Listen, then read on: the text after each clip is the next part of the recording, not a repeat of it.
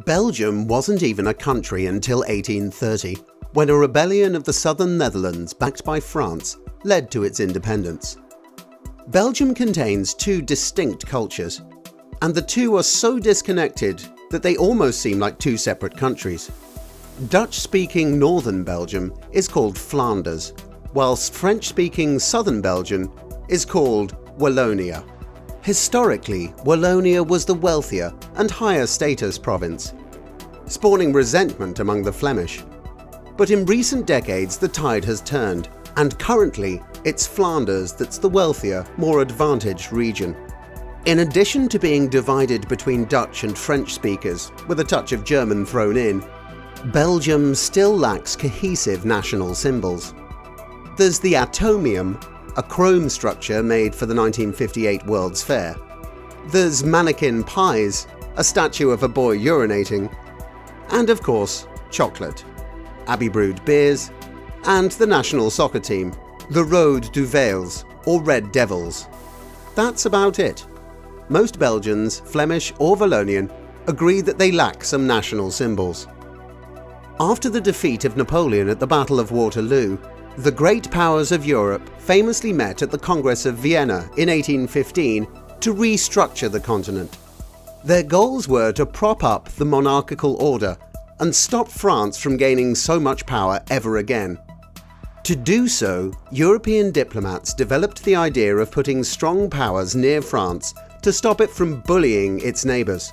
They united the provinces of the region called the Low Countries under William I.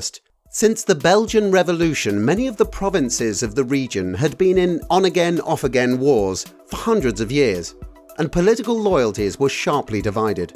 The idea of Belgian unification was a political ploy by the European powers to face off against France, not a creation supported by a standard ethnicity or deeply shared history. After 1830, France proposed an extended partition, one in which the southern francophone Catholic provinces would become part of France, while Dutch-speaking Catholics, who sleep in what's now northern Belgium, would have their own separate country. But the other great powers remained suspicious of France, and the plan was rejected. A nation-state functions when its citizens' in-group is merged with its political identity.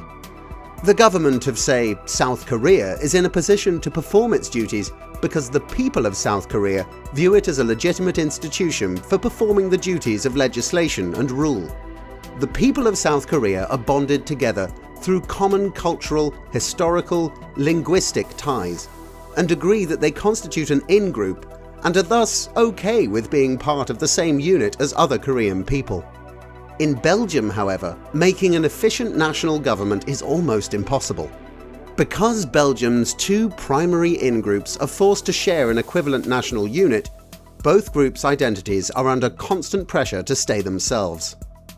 Intellectuals have long warned of the viciousness of intra-ethnic conflicts between ethnicities that are physically close and usually similar, but still different. Just a couple of instances of those clashes include some Flemish municipalities imposing legal penalties on children who speak French in playgrounds, and a few French-speaking nurses refusing treatment to Dutch speakers. Molenbeek, an area in Brussels, has become the poster child for failed integration, and European security agencies see it as the nucleus of radicalization and ISIS activity. Belgium's rupture means there's no national consensus on the way to deal with the problem.